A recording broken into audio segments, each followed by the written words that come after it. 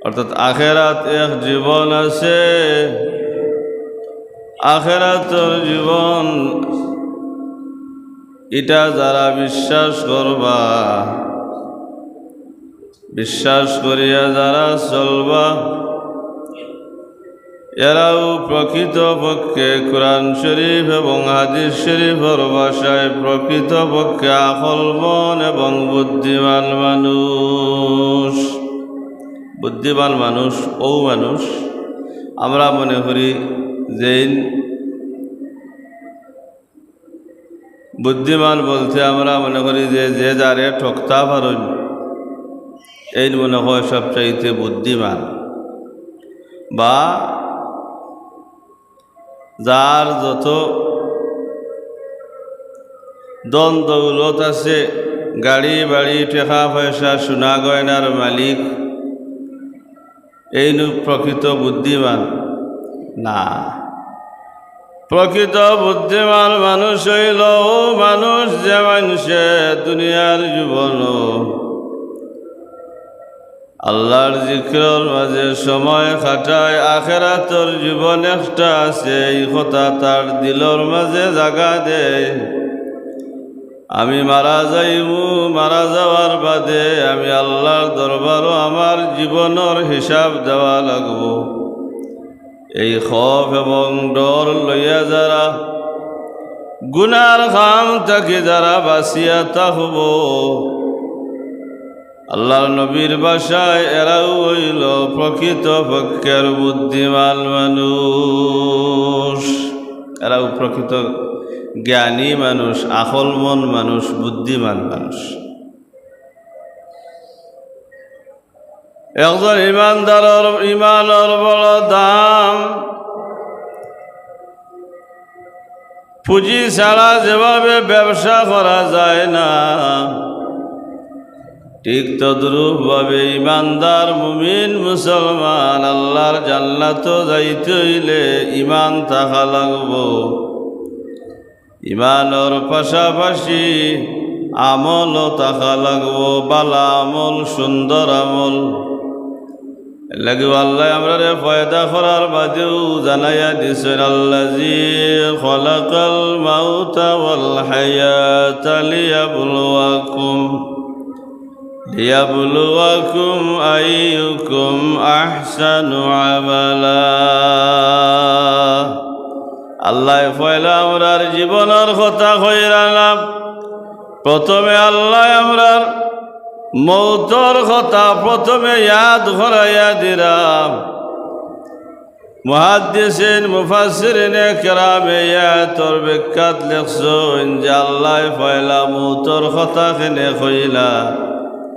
বলে মৌতর কথা কোয়ার অর্থ হইল মানুষের দিলের মাঝে আল্লাহর খৌফ এবং ডর পয়দা হইত।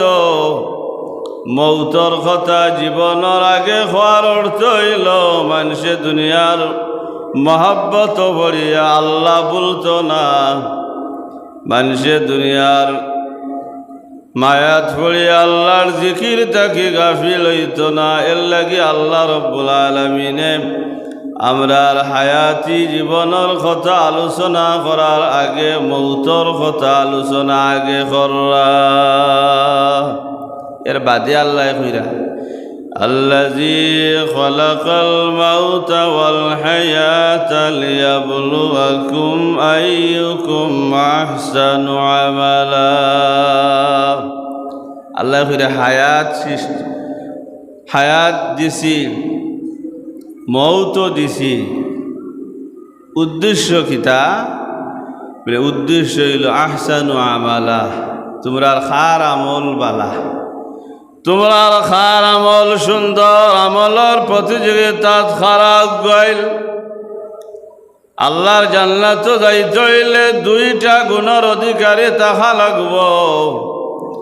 প্রথমটা হইল ঈমান, আর দ্বিতীয়টা হইল নেক আমল।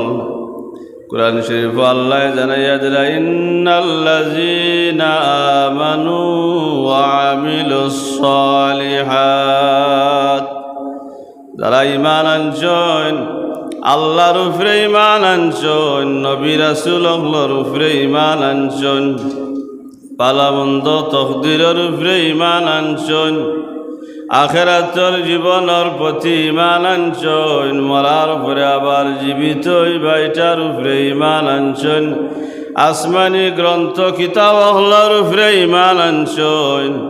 এরাও হইল ঈমানদার আর এরাও হইল মুমিন। এখন ঈমান আনিয়া আমরা আতফা আঠাইয়া বই থাকতাম বলে না, আল্লাহ ঈমানদারের পরিচয় দিলাম।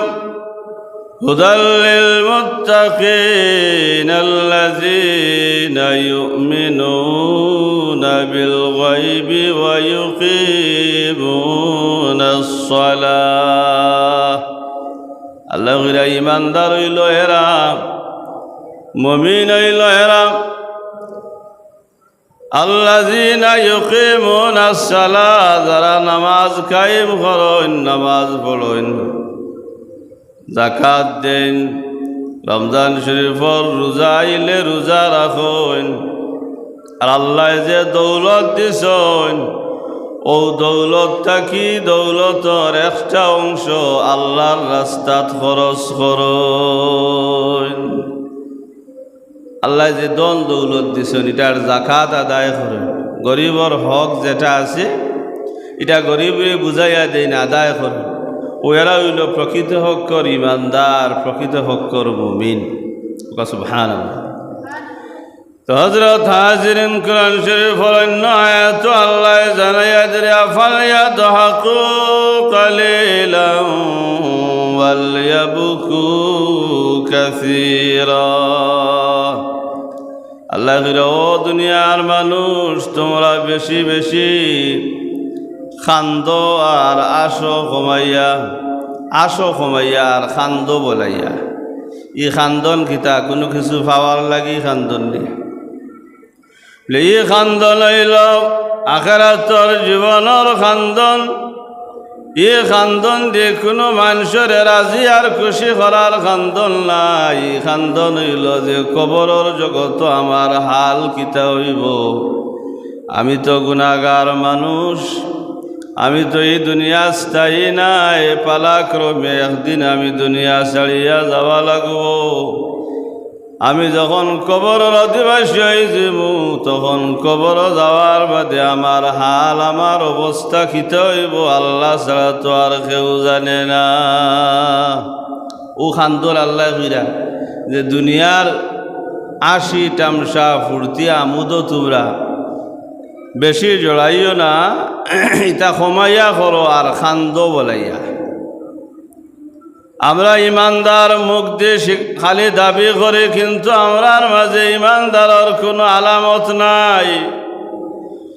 ইমানদার মুমিন মুসলমান বিজাতীয় সংস্কৃতিরে লালন করে, বিজাতীয় সংস্কৃতিরে প্রাধান্য দেয়, পায়রুটি দেয়। যেমন কিছুদিন আগে হিন্দু ধর্মাবলম্বী ব্যক্তিসকলর গঙ্গা স্নান গেছে। এই গঙ্গা স্নানও দেখা গেছে যে 10% যদি হিন্দু ধর্মাবলম্বী ব্যক্তি হইতে 80% হিন্দু ধর্মাবলম্বী ব্যক্তিসকলর গঙ্গা স্নানও মুসলমানসকলর সরব উপস্থিতি। নাউজুবিল্লাহ। হিন্দু সকলর দুর্গা পূজা তো মুসলমান সকলর আগে, খালি পূজা তো আগে, মাতুন না। ইখানে যাওয়ার দরকারটা কিতা? তার ধর্মর অনুষ্ঠান হে তার করতো। আমার ঈদুল ফিতির, ঈদুল আজহা হিন্দু হলায়নি, মাতুন না। আমরা যে আল্লাহ বৎসর 2টা উৎসব দিছয়নি, উৎসব অন্য ধর্মাবলম্বী মানুষ সকল আইনি মাথায়নি বলে না না আমরা বাড়ি করো আয় না। এর কারণ কিতা বলে? কারণ হইল এই উৎসবটা শুধুমাত্র মুসলমান হলর লাগি। এর লাগি অন্য ধর্মাবলম্বী মানুষ হল এখানে আওয়ার জরুরত নাই, দরকার নাই। কিন্তু আমরা মুসলমান পরিবার থাকি, মুসলমানের গড় থাকি জন্মগ্রহণ করিয়া আমরা হিন্দু খ্রিস্টান হলার আদর্শরে লালন করে আর আমরা হিন্দু খ্রিস্টান হলে জবাবে জীবন অতিবাহিত করে আমরাও সেইভাবে অতিবাহিত করি আর যার কারণে হিন্দু হলর গঙ্গা সিনানো মুসলমান হল আগে যায়, দুর্গা পূজার অনুষ্ঠানও আগে যায়, কালী পূজার অনুষ্ঠানও মুসলমান আগে যায়। নাউজুবিল্লাহ। আল্লাহ কোরআন শরীফ জানাইয়া দিরা মুহাম্মাদুর রাসূলুল্লাহ মুহাম্মদ সাল্লাল্লাহু আলাইহি ওয়াসাল্লাম ইলা আল্লাহর রাসূল। আল্লাহ তান হাবিবর পরিচয় দিয়াও দ্বিতীয় নম্বরে যে বিষয়টা দুনিয়ার মানুষরে জানাইয়া দিরা ওয়াল্লাযীনা মাআহু আশিদ্দাউ আলাল কুফফার। আল্লাহ কইরা নবী মুহাম্মদুর রাসূলুল্লাহ সাল্লাল্লাহু আলাইহি ওয়াসাল্লাম আর তান সাহাবী অখলল সাহাবায়ে কারাম কাফির অখলর ব্যাপারে, খ্রিস্টান অখলর ব্যাপারে, মজুসি অখলর ব্যাপারে বড় কঠোর। কোনো বন্ধুত্ব কোনো বিধর্মীর লগে বিজাতীয় সংস্কৃতি দ্বারা লালন করে এরার লগে কোনো ইমানদার মুসলমানের বন্ধুত্বমূলক সম্পর্ক হইতে পারে না। আপনার সামাজিকতা রক্ষা করিয়া চলতা।